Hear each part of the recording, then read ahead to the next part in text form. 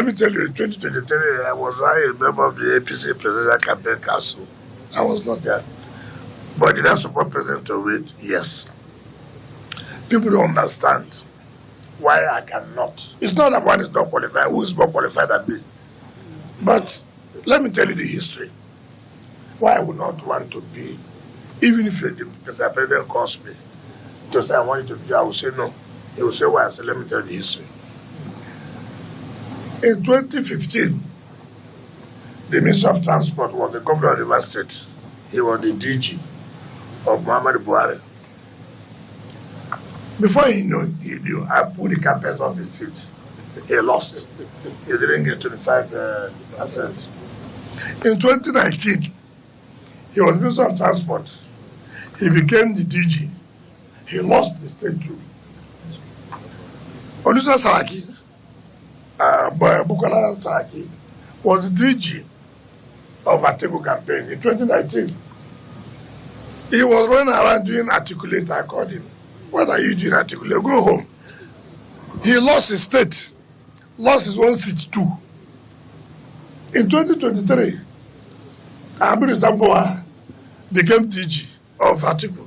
He lost his state. In the same 2023, Lalong was the DG of the present president. He lost his state. I don't want to lose my state. I will be in my state. I have two states, FCT and Rivers State.